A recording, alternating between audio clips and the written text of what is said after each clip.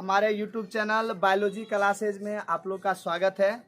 तो हम लोग पढ़ रहे थे मादा जनन तंत्र, और मादा जनन तंत्र का हम लोग ओवरी पढ़ चुके थे। ओवरी के आंतरिक संरचना पढ़ लिए थे। आज ओवरी के कार्य पहले जानते हैं, उसके बाद सबसे पहले हम आगे बढ़ेंगे। पहले ओवरी का कार्य जानते हैं। तो यहाँ देखिए स्टार मार्क के लिखा हुआ है ओवरी के कार्य, मतलब अंडाशय का कार्य। तो अंडाशय क्या करेगा? तो अंडाशय में सबसे पहले अंडाणु का क्या होगा? निर्माण होगा। अंडाशय में सबसे पहले किसका निर्माण होगा? अंडाणु का निर्माण होगा, ठीक है। और दूसरी बात, ये एस्ट्रोजन, प्रोजेस्टेरोन और रिलैक्सिन हार्मोन को स्रावित करता है, ठीक है ना। सबसे पहले ये अंडाणु का निर्माण करता है, और दूसरी बात ये एस्ट्रोजन, प्रोजेस्टेरोन और रिलैक्सिन हार्मोन का क्या करता है? ये निर्माण करता है। आप कहिएगा सर कि ये हार्मोन क्या काम करता है? तो चलिए सबसे पहले हम एस्ट्रोजन हार्मोन की बात करते हैं। कहता है एस्ट्रोजन हार्मोन जो होता है ये फीमेल के आवाज़ को पतला करता है। फीमेल की आवाज़ जो सुरीली है, पतली सी आवाज़ जो होती है इसकी, फीमेल का किस हार्मोन के कारण? एस्ट्रोजन है। ये फीमेल में मासिक चक्र क्रिया को प्रारंभ करता है। मासिक चक्र की क्रिया जो है मेंस्ट्रुअल साइकिल, इसको प्रारंभ करता है, ठीक है ना। और कहता है ये फीमेल में चंचलता लाती है। फीमेल में क्या लाती है? चंचलता लाती है। और ये फीमेल को मेल की तरफ आकर्षित करता है। मतलब लड़की जो लड़का को देखता है वो किसके कारण, किस हार्मोन के कारण एट्रैक्टिव होता है? दोनों, वो एस्ट्रोजन। और मेल अगर फीमेल को देखेगा तब कौन हार्मोन होगा? Testosterone hormone. आप लोग देखते होइएगा, कुछ लड़का बैठल है तो टुकुर टुकुर देखते रहता है किसी लड़के को, क्यों? Testosterone hormone. कुछ लड़कियां देखिएगा बैठल है, देखते रहता है टुकुर टुकुर, अरे वो बड़ा सुंदर लड़का है ना। तो ये देखता है किस हार्मोन के कारण? वो एस्ट्रोजन हार्मोन के कारण लड़कियां देख पाती। तो ये एस्ट्रोजन हार्मोन का क्या हुआ? कार्य। प्रोजेस्टेरोन हार्मोन, तो आपको बताए थे कि कार्पस लिटियम में प्रोजेस्टेरोन हार्मोन का क्या होता है? निर्माण होता। और ये हार्मोन क्या करेगा? ये भ्रूण के वृद्धि और विकास में सहायक होता है। भ्रूण के वृद्धि और विकास में सहायक होता है कौन हार्मोन? Progesterone hormone. तीसरा है रिलैक्सिन हार्मोन। कहता है जब फीमेल कोई गर्भवती हो जाती है और उसका टाइम पूरा जाता है नए शिशु को जन्म देने का, तो उस समय क्या करता है? रिलैक्सिन हार्मोन सर्विकल कैनाल यानी गर्भाशय गिरवा को फैलाता है, जिससे क्या होता है? नए शिशु का निर्माण होता है। तो ये गर्भाशय गिरवा को फैलाता है जिससे नए शिशु का निर्माण होता है। यदि ये हार्मोन सही से कार्य नहीं करता है तो वही फीमेल को ऑपरेशन के माध्यम से नए शिशु का, मतलब नए शिशु को बाहर किया जाता है, ठीक है ना। तो ये रिलैक्सिन, ये सब ओवरी के अंतर्गत, और ये अलग अलग हार्मोन के कार्य हो गए।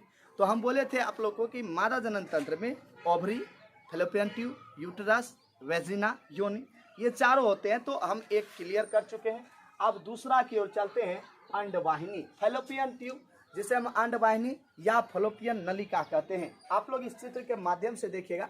कल हम बता दिए कि ये ओवरी क्या होता है, अंडा से क्या होता है, पूरा क्लीन कर चुके हैं, ठीक है। इधर भी ओवरी। अब देखिए ये पूरी नली नुमा संरचना यहाँ से यहाँ तक जो आप ये देख रहे हैं, ये पूरा भाग जो देख रहे हैं, इसको हम अंडवाहिनी फैलोपियन ट्यूब कहते हैं। इसकी लंबाई की बात किया जाए तो ये 10 से 12 सेंटीमीटर होता है। कितना सेंटीमीटर होता है? 10 से 12 सेंटीमीटर होता है।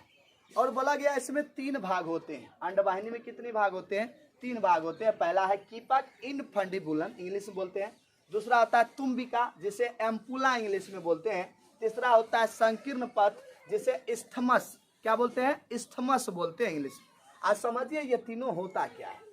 अब देखिए हम यहाँ पर आपको ध्यान देखिए, दोनों तरफ वही भाग है। ये भाग लीजिए या ये भाग। हम इस भाग में नामकरण किए तो यहाँ ही हम इस तीनों को आपको समझा देते हैं।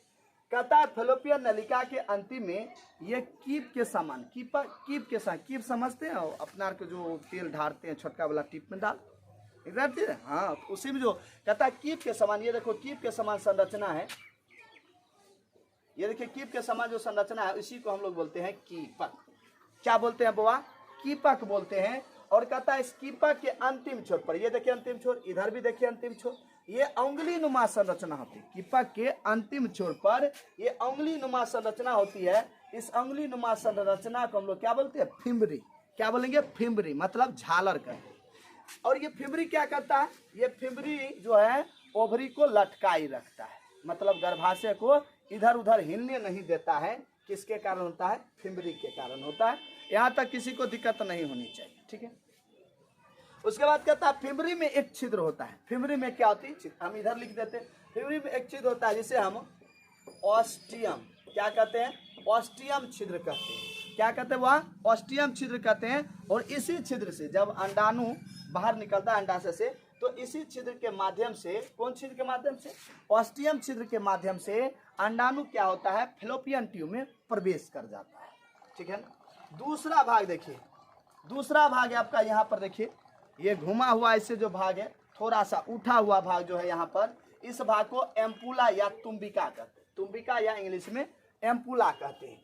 कहता जब अंडाणु यहाँ छिद्र से यहाँ आया तो ये अंडाणु खिसक के यहाँ तक आता है, और तब क्या होता है, जब निषेचन होता है तो शुक्राणु क्या होता है, ये दौड़ता है, ये शुक्राणु दौड़ता है, बहुत आता है, क्योंकि एक बार में शुक्राणु कम से कम 20 से 30 करोड़ जाता है। इतना स्पीड भागता है, इधर नाक मुंह टूट गया, उधर भागा, उधर मर गया, उधर भागा, उधर, लेकिन एक अंतिम में आकर यहाँ पर मिलता है, कहाँ पर, यानी अंडवाहिनी के एम्पुला तुम्बिका भाग में आकर क्या करता है, दोनों आपस में मिल जाता है, जिससे क्या होता है, निषेचन क्रिया हो जाता है। इसी कारण एम्पुला या तुम्बिका को निषेचन का स्थल कहा जाता है।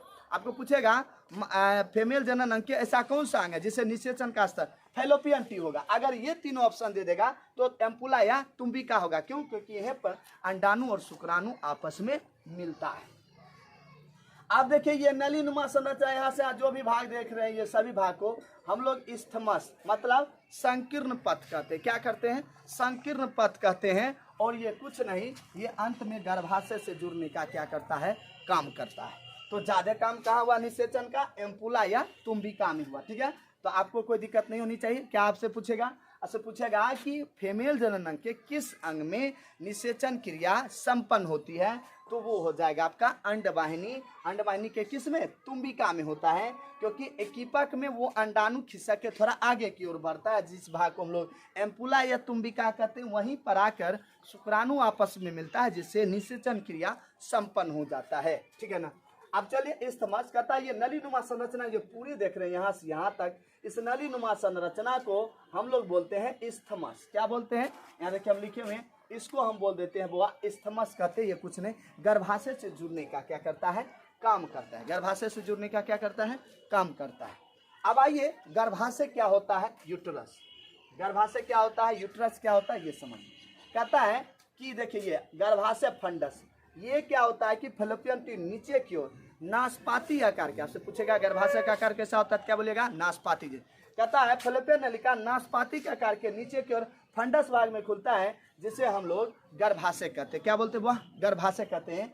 और गर्भाशय की लंबाई की बात किया जाए तो 7 सेंटीमीटर, मोटाई की बात, चौड़ाई की बात किया जाए तो 3.5 सेंटीमीटर, 3.5 सेंटीमीटर, और मोटाई की बात किया जाए तो 2 सेंटीमीटर होता है।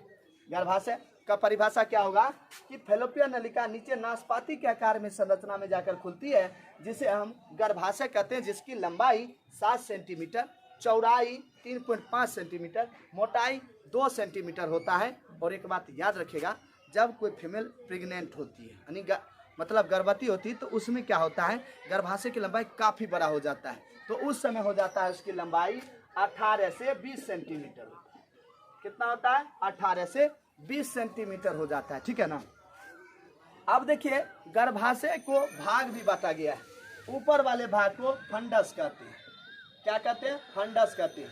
बीच वाले भाग को बॉडी कहते हैं। बीच वाले भाग को क्या कहते हैं? बॉडी। यानी गर्भाशय के को भी 3 भाग में बांटा गया है। सबसे ऊपर वाले भाग को फंडस कहते हैं, बीच वाले भाग को बॉडी कहते हैं, और नीचे वाले भाग को हम लोग ग्रीवा यानी सर्विक्स कहते हैं। ग्रीवा, यहाँ देखिए ग्रीवा नाम लिखा हुआ है, इसे सर्विक्स कहते हैं, ग्रीवा कहते हैं। अब चलिए इसको भाग में बांटा गया, लेकिन गर्भाशय में 3 स्तरें होती है। 3 मतलब परत होती है। वो तीनों परत कौन है, वो आप लोग गौर से देखिएगा। कहता है गर्भाशय में, अभी हम पढ़े कि इसकी लंबाई चौड़ाई तो जान गए। तो ऊपर वाला भाग को फंडस, बीच वाले भाग को बॉडी, और नीचे वाले भाग को सर्विक्स मतलब गिरवा के नाम कहते हैं।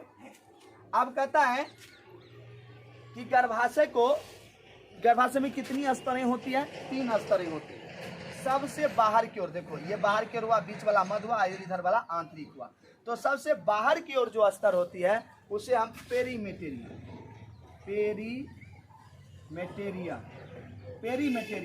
यानी गर्भाशय पेरीमेटेरियम जो है, एक मिनट, पेरीमेटेरियम इसको बोलेंगे।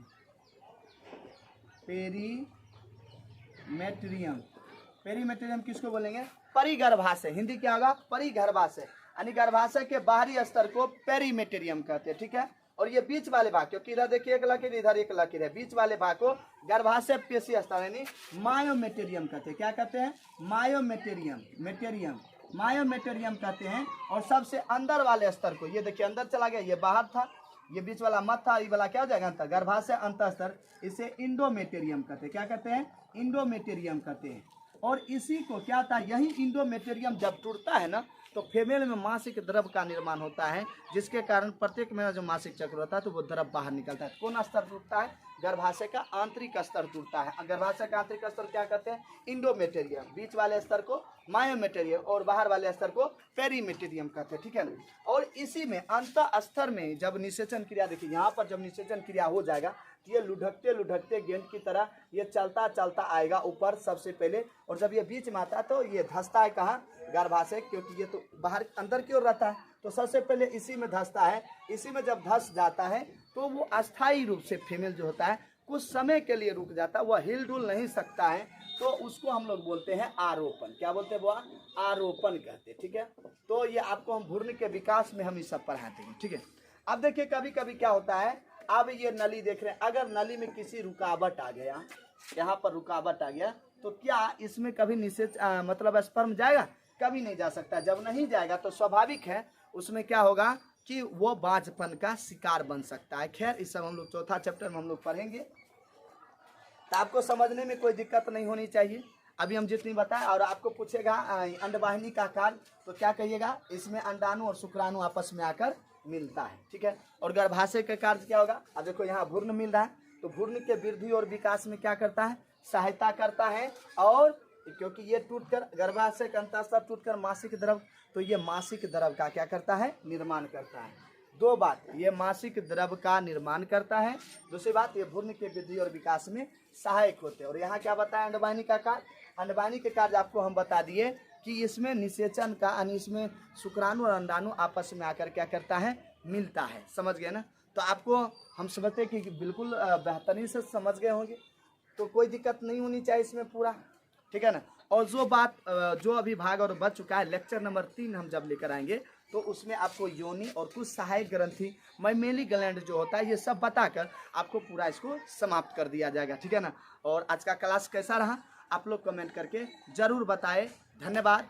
जय हिंद, जय भारत।